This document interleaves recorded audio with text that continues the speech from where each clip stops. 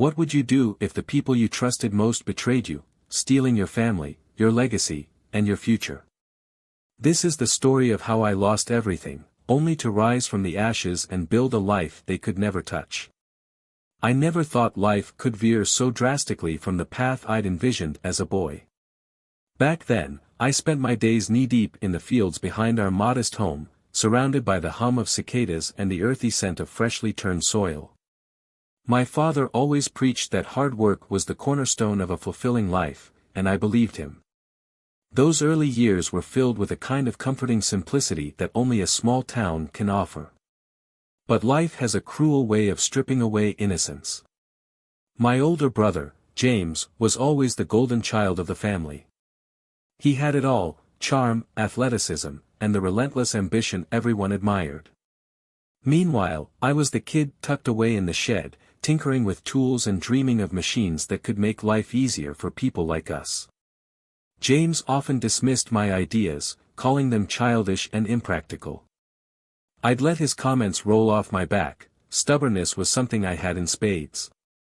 Our family's legacy was Miller Incorporated, a modest tool manufacturing company my grandfather had built from the ground up. From the time I could hold a wrench, I was part of it, learning the ropes and dreaming of ways to innovate. By the time I hit my 20s, I'd developed my first invention, a groundbreaking drilling mechanism.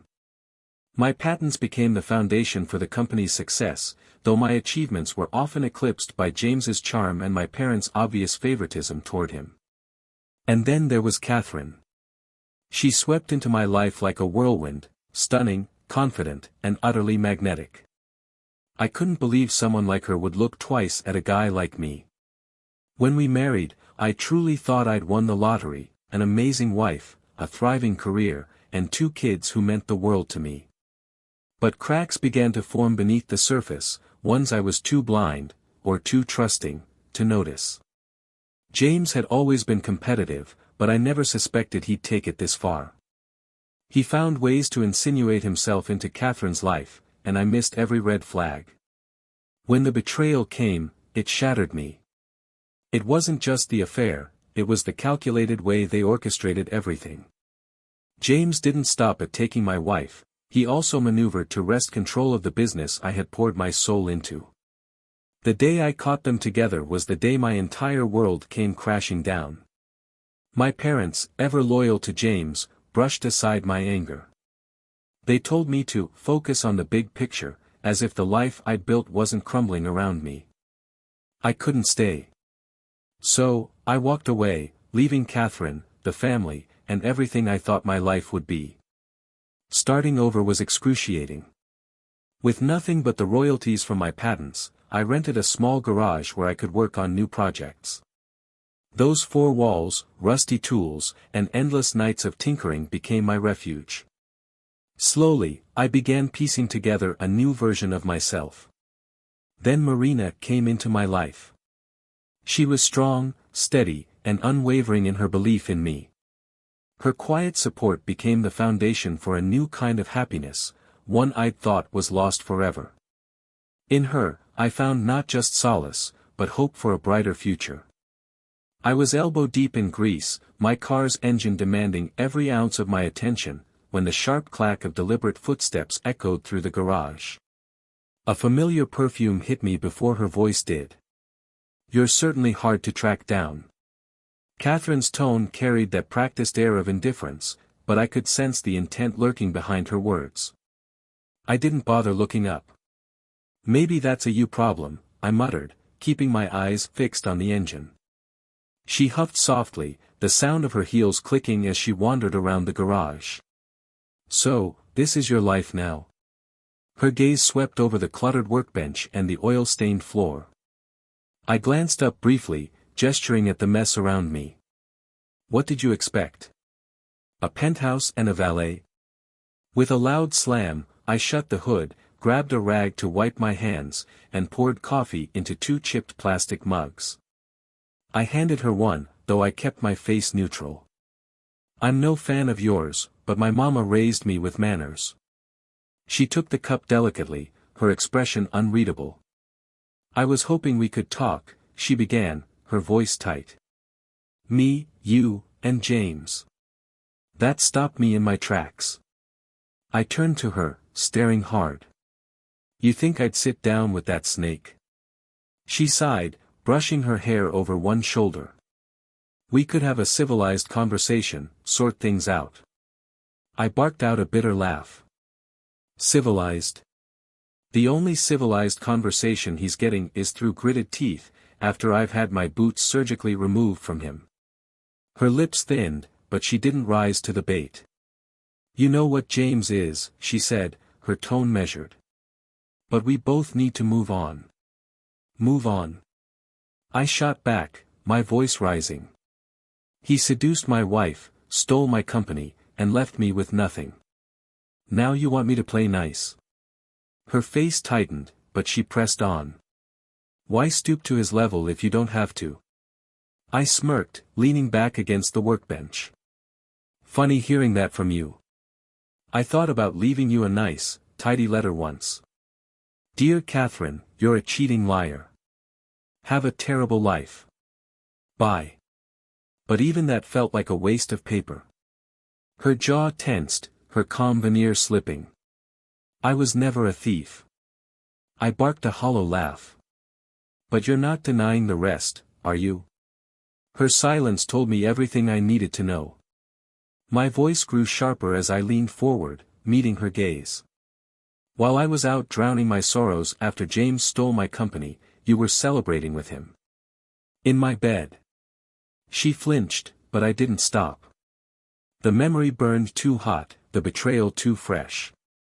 You don't get to show up here, stir the pot, and pretend like I owe you a thing. So if this isn't about the past, what do you want? Her expression stayed steady, though her tone softened slightly. It's about Logan and Maria. My jaw tightened. What about them? They miss you, she said gently, though her words still carried a steely undercurrent. Your kids miss you. I stayed quiet for a moment, my fists clenching at my sides. They know where to find me, I said finally, my voice cold. Her eyes darted around the garage, taking in the oil-streaked floor and rusting tools. Her silence spoke louder than her words. I could feel the anger bubbling up inside me, but I held it back. You've got some nerve, Catherine, I said, my voice low and biting. Talking about our kids like they're just chores to be shuffled around. Like I'm some inconvenient hurdle in your perfect little life with James.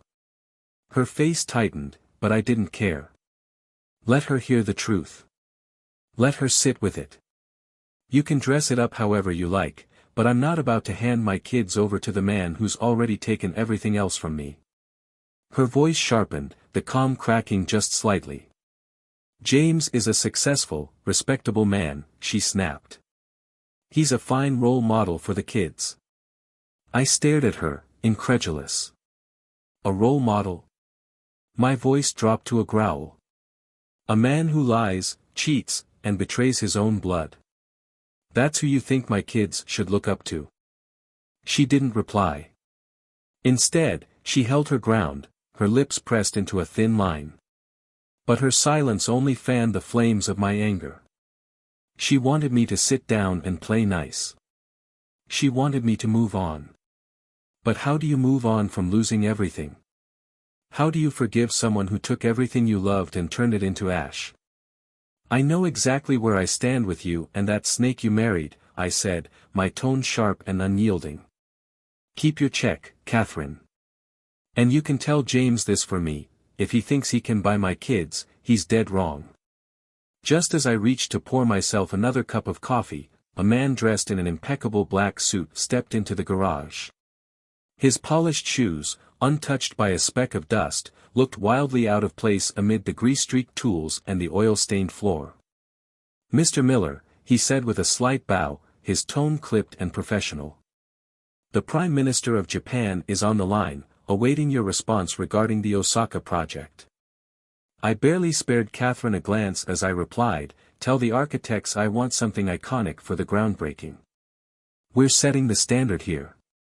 Understood, sir, the man said with a respectful nod before leaving the garage as quickly as he had arrived. When I turned back, Catherine was staring at me, her disbelief etched clearly across her face. Her jaw opened slightly, her voice faltering as she stammered, "You. I didn't know." I shrugged, turning my attention back to the workbench. "Guess there's a lot you didn't know, Catherine. Life's funny like that." Before she could respond, the sharp click of heels echoed through the garage. We both turned toward the entrance, and Catherine's brows furrowed as a woman stepped inside. Marina, poised and radiating confidence, walked toward me with an air that demanded attention. "I hope you regret it," Marina said, her tone steady and cutting as her gaze swept over Catherine. "And for the record, he didn't trap me. I chased him." Catherine's face paled as she took a step back. Marina brushed a stray hair from my shoulder, her touch light yet grounding. "You good, babe? Or should I handle this for you?" she asked, her eyes sparkling with resolve. I chuckled, shaking my head. "You've made your point. Let's not scare her too much." Catherine opened her mouth, but no words came out. She looked between Marina and me, her confusion and unease unmistakable. This version of me, this confident, unshakable man, wasn't one she prepared to confront. The powerhouse at my side only deepened her uncertainty. Leaning casually against the workbench, I crossed my arms and smirked. "Trust meant nothing to any of you," I said, my voice cold and unwavering.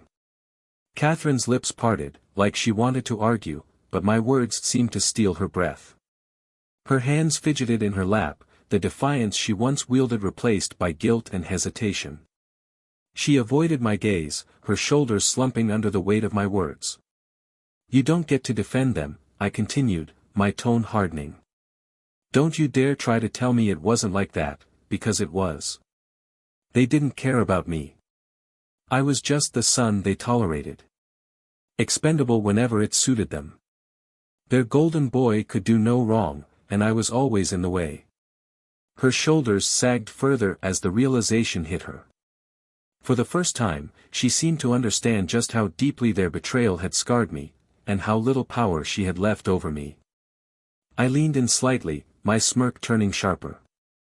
"The family always thought I was expendable," I said, letting venom drip from my words. "The black sheep, easy to push aside to keep their precious golden boy happy." Her expression flickered with unease, but she stayed silent. "They made one big mistake," I said, my voice cutting through the tension. "They didn't realize I wasn't just the black sheep. I was the smart one. The one who owned the patents that built Millers Incorporated." Catherine's face went pale, her hands trembling slightly as I continued. "And now? Millers Incorporated licenses my tools and pays me royalties. Every single month." Her voice barely rose above a whisper as she stammered, You planned all of this?" I let out a dry chuckle. "Planned it? No. I survived. I played the cards I was dealt, and I made them count." Her silence spoke louder than any argument she could have mustered. For the first time, she understood, I wasn't the man she had walked away from. I had risen from the ashes they left behind, and I'd built a life they could never touch. I was dealt my hand, and I played it better than anyone ever thought I could, I said, leaning back with my arms crossed, a smirk tugging at the corner of my lips. Catherine's jaw dropped, her wide eyes brimming with disbelief. She opened her mouth as if to respond, but no words came. I let the silence hang in the air for a moment, savoring the shift in power. Then, I twisted the knife further. "I didn't destroy them, Catherine. I just gave them the rope. James did the rest himself." Her voice wavered as she finally managed to speak. "And you think this makes you better than them?" I leaned forward, my glare cold and unrelenting. "Better? Worse? None of that matters. What matters is that I'm free. They lost everything, and I won." Her eyes glistened with unshed tears as she whispered, "I didn't know you hated us so much." "Hate?" I repeated, shaking my head slowly. "No, Catherine. Hate takes too much energy, and frankly, you're not worth it. James, my parents, they're nothing to me now. I let the silence linger again, watching her squirm as the weight of my words sank in. When I saw her open her mouth to argue, I cut her off with a raised hand. Let's talk about the kids. Catherine frowned, her lips twitching as though ready to interrupt, but I didn't let her. Don't. You'll want to hear this. I leaned forward, my voice steady and sharp. The school they attend, the one you love to brag about. It gets a hefty annual donation from me. I've been involved in their education, mentoring them, guiding them, and watching them excel. Her eyes widened as the realization hit, but she said nothing. I pressed on. That's right. No matter how hard you try, Catherine, no matter what lies you tell yourself, I've been there for them in ways you haven't even noticed. I stood, stepping closer, my tone hardening. So go ahead. Play your games. Cling to whatever illusion of control you think you still have. It won't matter. Because soon, I'll be the one in charge, and they'll be calling this place home. The silence that followed was thick, oppressive, and for once, Catherine seemed to have no moves left to make. I could see the weight of my words crashing over her, but I wasn't finished. While you've been busy making decisions about their future without me, I said sharply, I've been creating a real future for them. And all while James was living on borrowed time. The collapse is inevitable. Her lips parted as though to argue, her expression flickering between fury and disbelief, but I cut her off again before she could speak.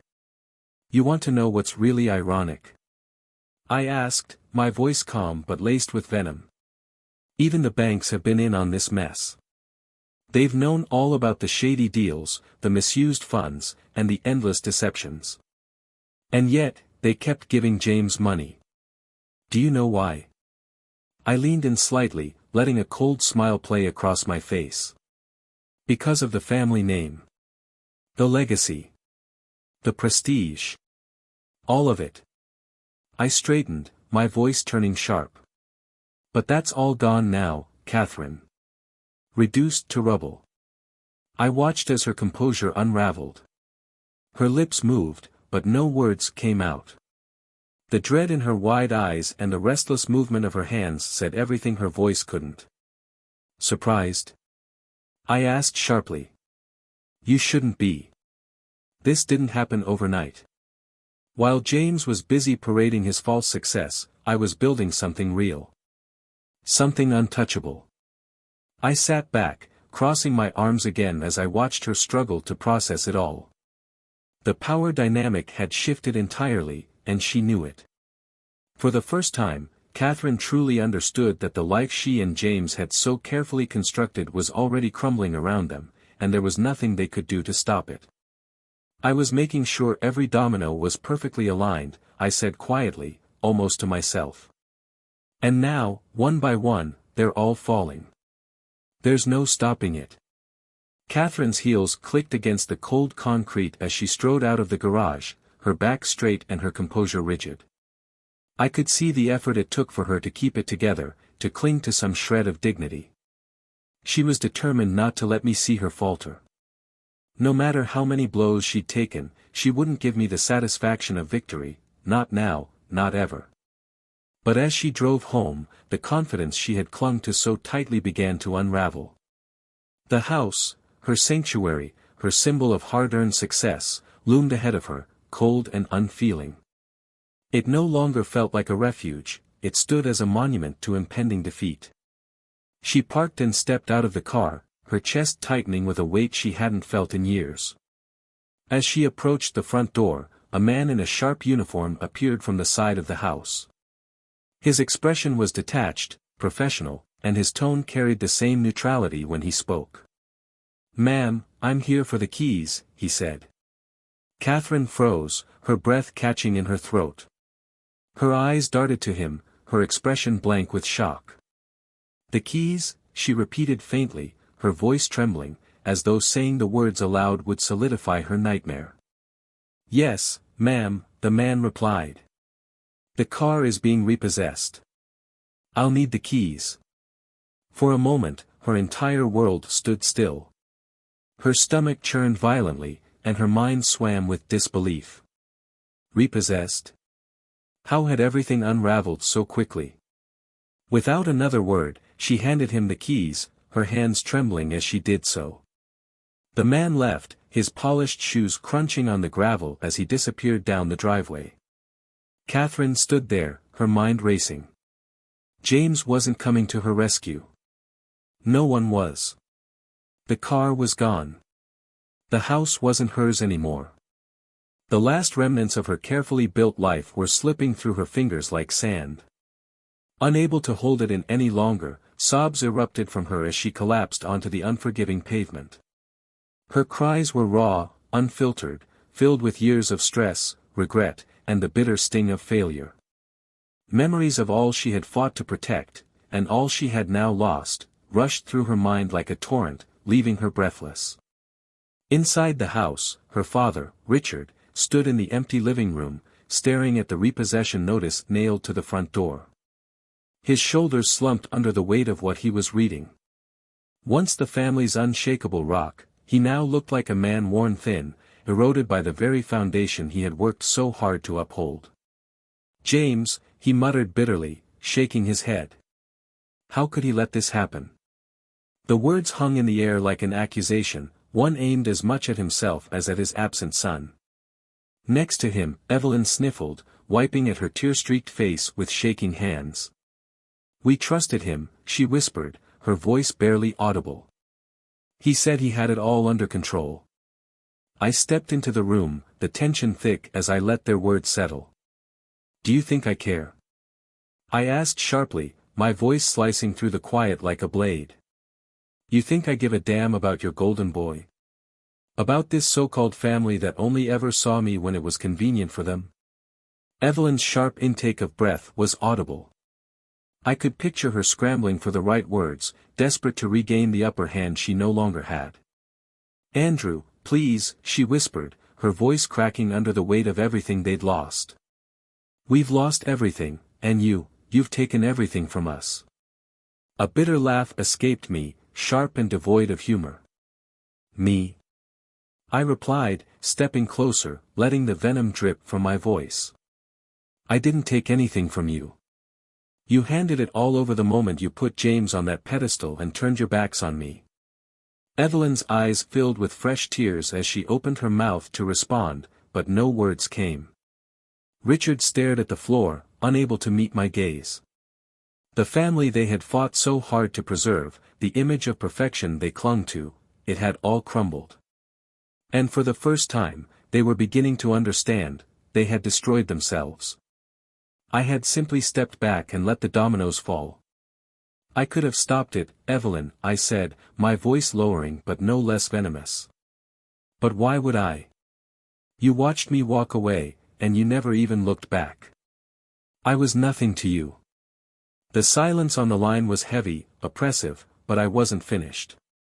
And now, I continued, my tone sharp and unforgiving, your perfect little world is falling apart, and you're calling me to fix it. Your house, your money, your precious life, it's all gone. Because of the son you put on a pedestal.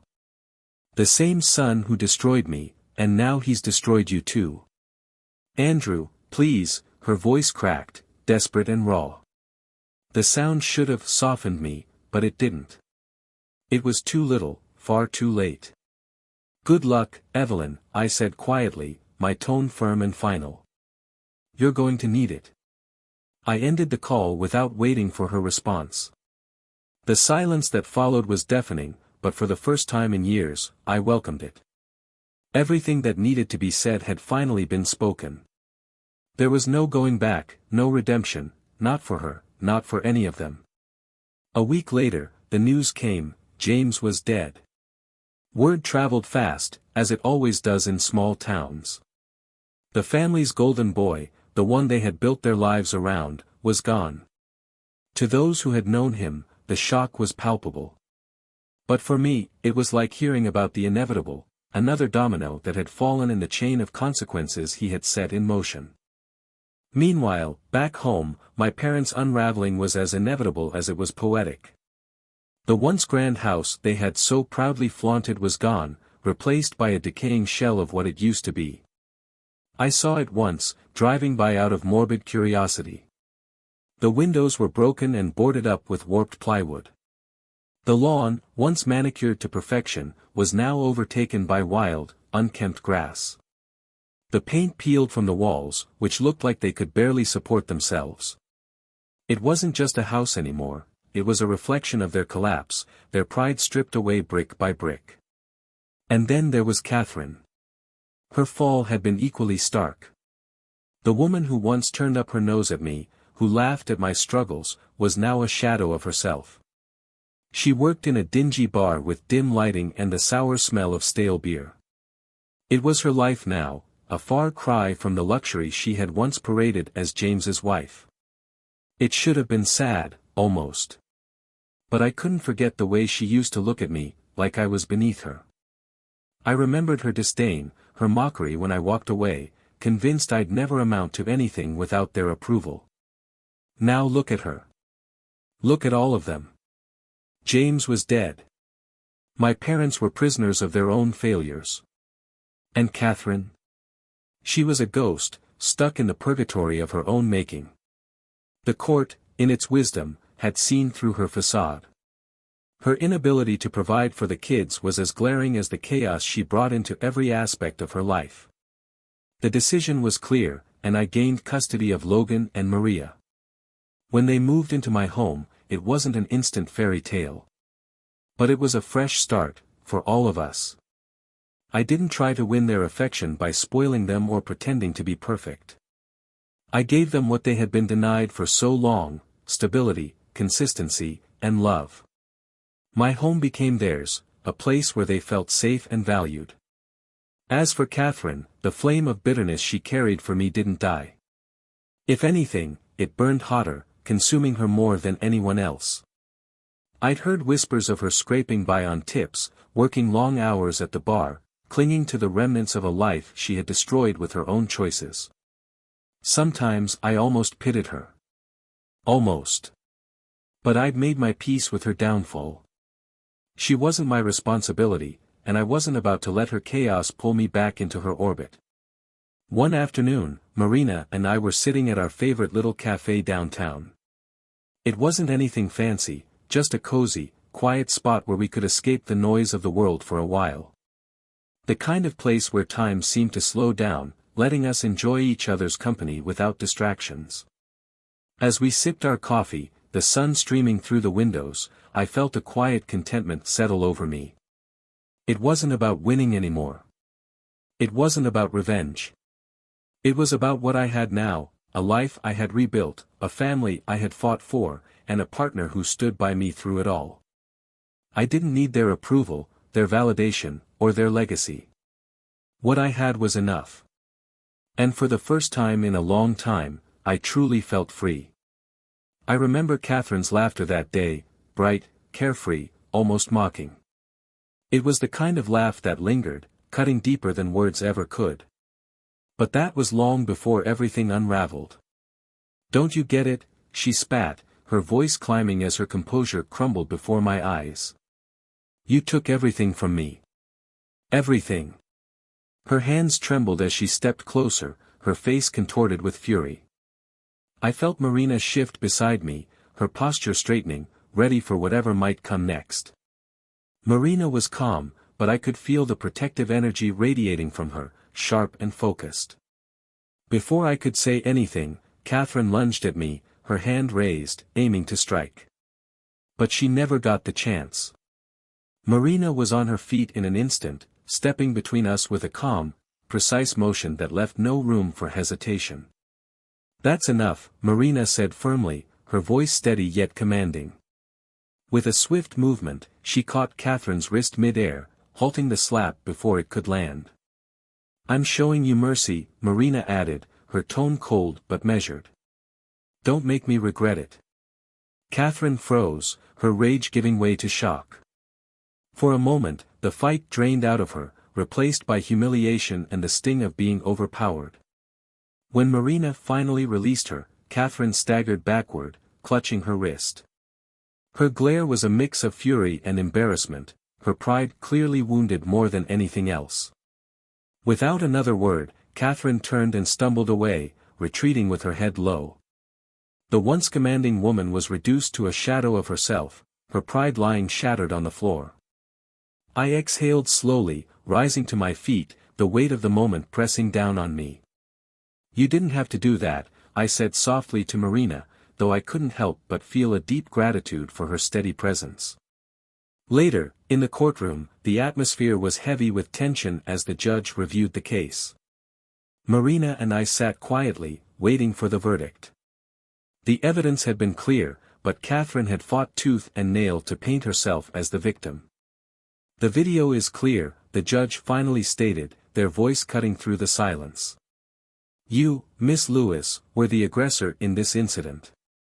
Marina's actions were not only justified but measured under the circumstances." The gavel came down with a sharp crack, silencing the room. "This case is dismissed." The finality of the ruling echoed in the hushed courtroom, and Catherine visibly flinched as the judge turned their attention to her. "Miss Catherine Lewis," they said, their voice heavy with reproach, "your conduct has been nothing short of disgraceful.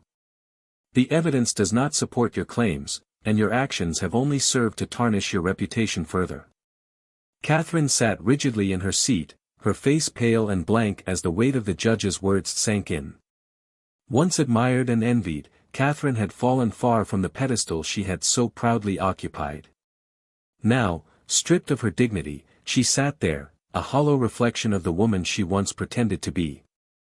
As we left the courthouse, the weight I had carried for so long seemed to lift slightly. Marina's hand brushed mine, her calm strength grounding me once more. Catherine was gone, her influence over my life reduced to a distant memory. It wasn't just about winning a case, it was about finally closing the door on a chapter that had brought me so much pain. "I'm glad that's over," Marina said softly, her tone laced with relief.